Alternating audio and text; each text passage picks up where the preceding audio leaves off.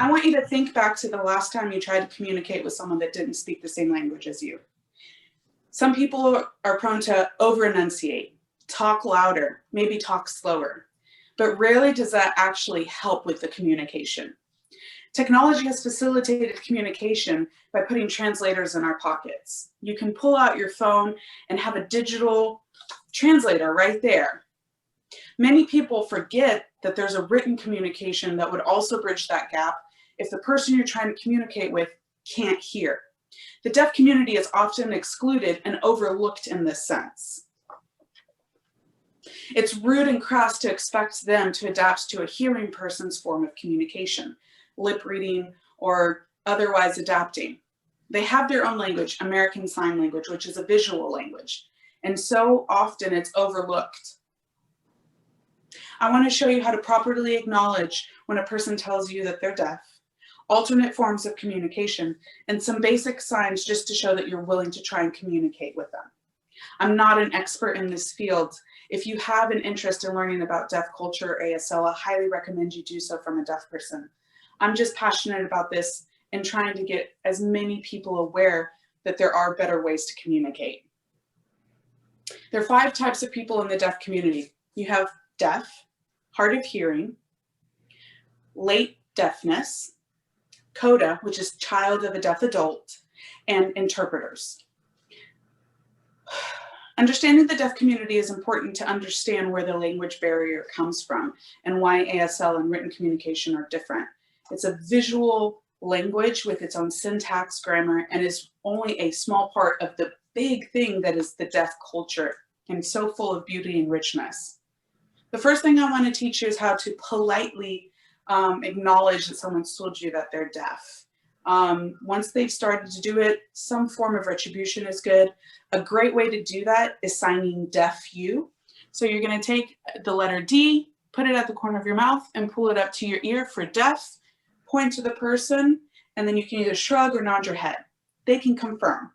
Once they've confirmed, you want to make yourself as visual as possible.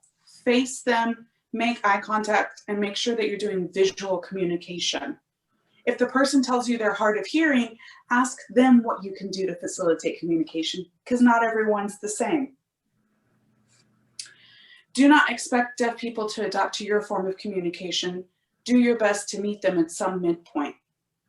A good way to show that you're willing to do that is signing sorry. You're going to make a fist, put it at your chest and do a circle, sorry. Shake your head for no, and then you're going to put one finger over the other like a Ferris wheel and do signing. Sorry, no signing. This shows that you're willing to try, but you don't really necessarily have the skill set. Alternatively, you can suggest a different form of communication. Just like you would text, you're going to hold a fake phone, move your thumbs, this is text, and then you can offer your phone and pull out notes to try and type back and forth. If you're not so tech savvy, you can sign the word write. You're going to put a piece of paper here, you're going to write on it, and then you can grab a pen and paper and follow forward with the written communication. It's not uncommon for deaf people to not learn how to read or write. So there's a third way, which would be miming. You're going to gesture a concept. You want to make it as visual as possible. Even if you don't know the technicalities for it, you can usually get your idea across.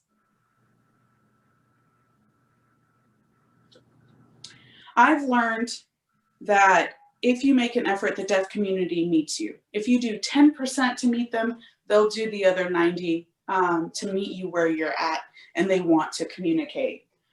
Something that I don't want to forget to teach you about is how to get a deaf person's attention. Usually if you're within arm's reach, you're going to tap their shoulder and communicate. If they're a little bit further, you can try waving, or it's common in deaf culture to flash the lights. If they're even further, or as a last resort, you can use vibrations. That's the third thing. You're going to stomp on the ground, tap on the table, or even on a wall. Because they don't develop their hearing, they develop other skills or senses much more deeply than we do. So we talked about a few different things. Who is in the deaf community and what their language is, how to properly acknowledge and set up a form of communication that works for them, and some basic signs on how to communicate and how to get their attention.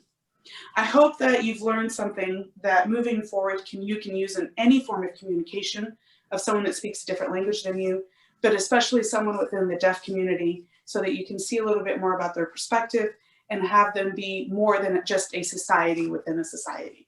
Thank you for your time.